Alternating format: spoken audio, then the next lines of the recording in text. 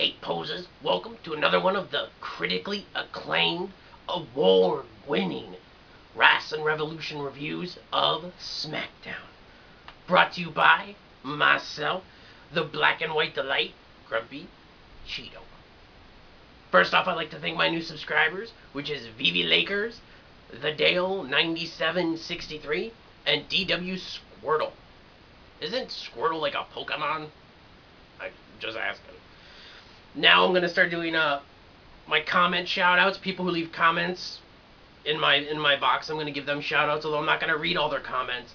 I'm gonna read out this. So the Relic 316, Zamario Classic 1333, Largest 85, Vivi Lakers, who is new by the way, and RK-owned you, and Ugly Canuck or Kanyok. Sorry, Kanyok.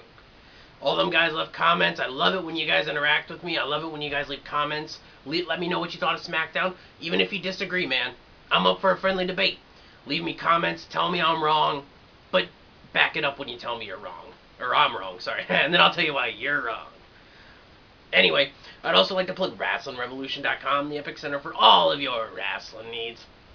But right now, on our Wrestling Revolution store on the site, there's an Easter sale going on. You go to the site and you put in the code EasterDeal20 and you get 20% off all Revolution gear. If you were waiting to get any Revolution gear, ADTV, U2C, D Jose, Wrestling Show, Classic 1333, and Zamario, and unfortunately Jerichoholic, were having copyright issues with his logo. So those six guys, and plus Jericho will be coming soon, but not by the end of this weekend. You guys can get 20% off their merchandise. You can get some pretty cheap stuff. So, and it's pretty awesome merch. So go to the site. I'm going to put links in the description box to the store. Go and at least check it out. Leave your comments on the page, or check it out and leave comments on my video. Anyway, so let's go right into SmackDown. Get ready for the SmackDown!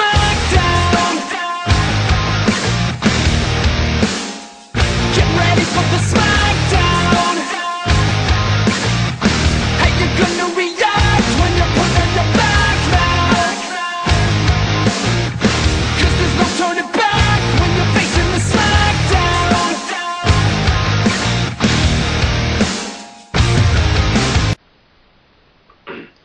This week's SmackDown is in Zamario's backyard of London, England.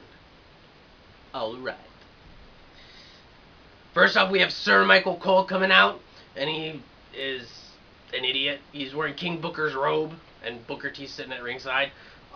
Michael Cole Jr., a.k.a. Josh Matthews, of course, says, last night on Raw, it's supposed to be Friday, just a little critique. We go into the first match of the night, which is Cody Rhodes versus Rey Mysterio.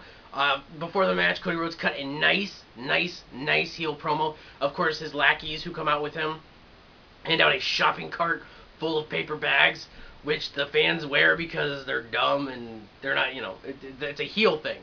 Like, all these British fans are wearing these paper bags, but it's like, they probably thought that the fans were going to throw them down or something like that since Cody's a heel, but it looked like most of them were enjoying the paper bags. So, yeah, I thought it was actually a pretty good promo to start off the night, like, with Cody Rhodes and kind of putting him over a little bit. Going into the match, I give it 4 out of 5 Black Rangers. It was a great match. Of course, things start off fast-paced with Rey Mysterio in control, but then they go to a commercial break early on. They come back, and Cody Rhodes is in control. Cody Rhodes has a nice reverse shockbreaker, like that shockbreaker, backbreaker thing, or sidebreaker, whatever that he does. He did an excellent one at that. Not move of the night, though. I have a different move of the night.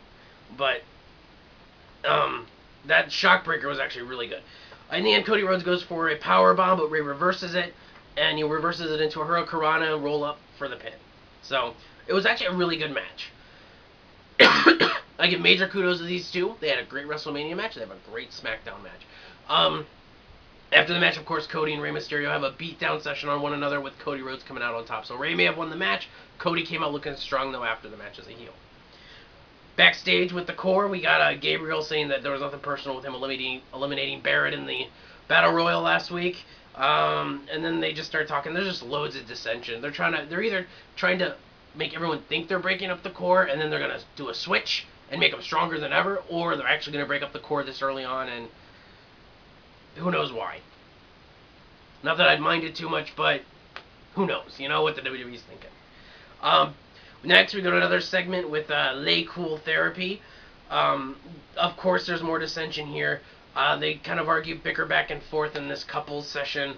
And then at the end, Layla goes to thank the therapist for being there, and Michelle attacks Layla.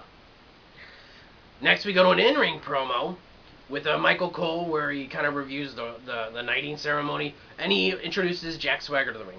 That leads into the second match of the night, which is Jack Swagger versus Trent Beretta. I gave this 1 out of 5 Yellow Rangers. I'd only got a 1 just because Trent Beretta got some offense in, but it was an epic squash match. I mean, Trent Beretta went for a West Coast pop, it looked like, or a setting senton, and then Swagger just swagger bombed him, and then hit the ankle lock, and he tapped out. So, nothing too incredibly special at all. A typical Swagger squash match. Next, we go to the third match of the night, which is the tag team title match, which is The Big Show and Kane versus Gabriel and Slater with Ezekiel Jackson. I gave this match 2 out of 5 Red Rangers, only because Slater and Gabriel kind of they do okay, but they kind of have a hard time working with Show and Kane, just because they're so much bigger than them. Pretty much Show and Kane dominated the match.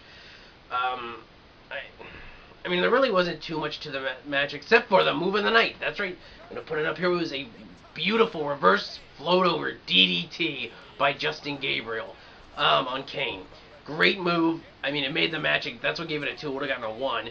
But in the end, of course, the Big Show chokeslams Justin Gabriel when Big Zeke tries to interfere. The Big Show throws Justin Gabriel onto Zeke on the outside, and then Kane knocks Zeke off the apron after he tries to get in the ring. Then Big Show, of course, chokeslams Slater and then gets the win. We have new tag champs. Yay. Next, we go to another backstage segment with the Core, where Gabriel and Slater, of course, arguing with Zeke, and then it ends up Slater, looks at Gabriel and says, "What are you looking at?" And then he slaps Gabriel. More dissension with the Core. That's the theme of tonight, is dissension. Match for the night, which is Drew McIntyre versus Chris Masters. I give this actually 3 out of 5 White Rangers. Well-worked match between both guys. These guys did a really good job working together. I am becoming a very fast Chris Masters fan. I mean, Chris Masters is pretty much the new Val Venis. He'll job to anybody, but he looks so good doing it. That was Val Venis. Val Venis jobbed to anybody, but he was so good at doing it. Masters in the early going tried to lock him in the Master Lock on the apron. Towards the middle end of the match, Masters hit a nice sky high on Drew McIntyre. Drew McIntyre, of course, reversed the Master Lock in the end by walking up the rope and then landing, of course, on Masters' head. Got up, hit the Future Shock, got the 3. It was a really, really good mid-card match. I mean, honestly thought it was almost as good as the opening bout, almost. You see? I had to pull as a Mario. Had to do a nice little transition to cover up my cut. Anyway, in match 5 of the night, we go to the main event, which is Kofi Kingston versus Wade Barrett. I gave this 3 out of 5 Green Rangers. This for the Intercontinental title. These guys work really well together. Wade Barrett's a nice ground and pound big guy, and Kofi's a really good speed worker, and they both work really well together. So I'm not disappointed in these two guys working together, and they're kind of getting a nice flow to their feud. I just don't think it needs to progress really any further than this.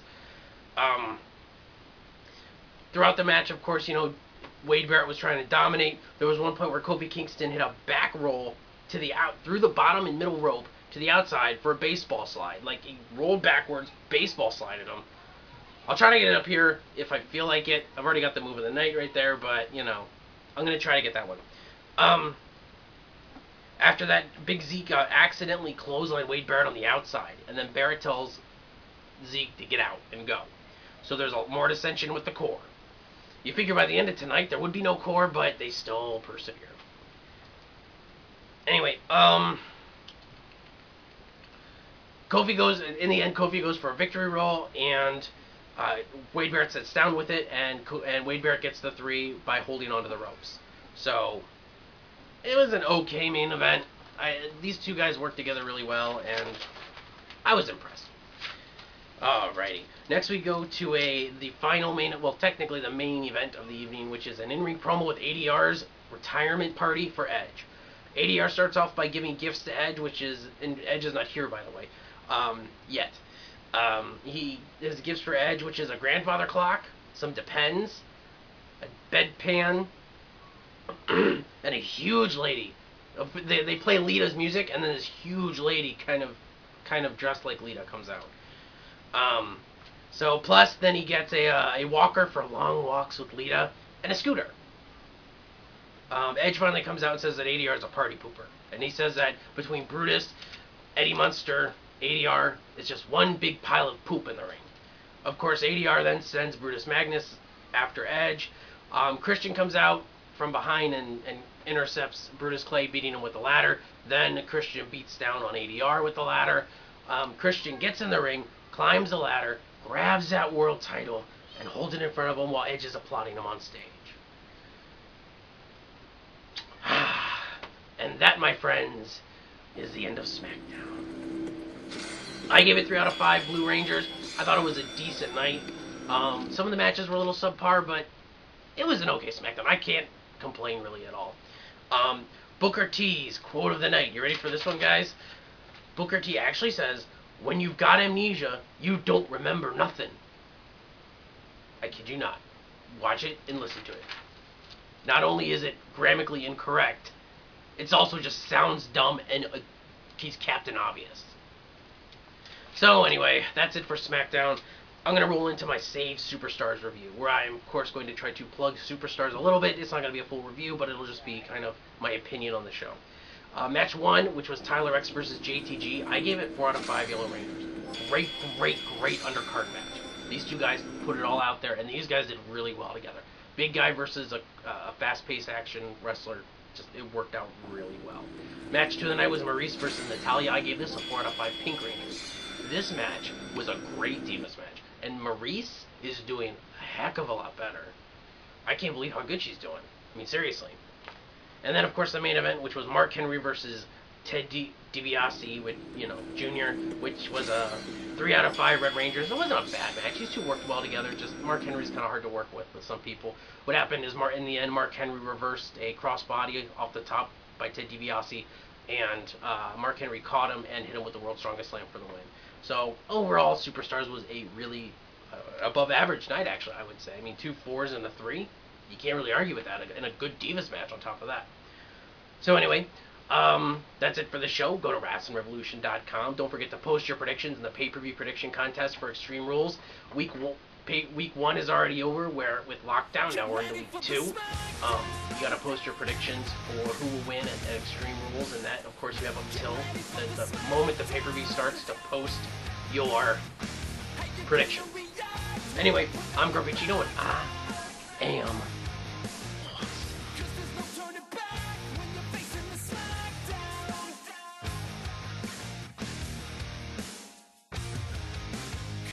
Buy merch.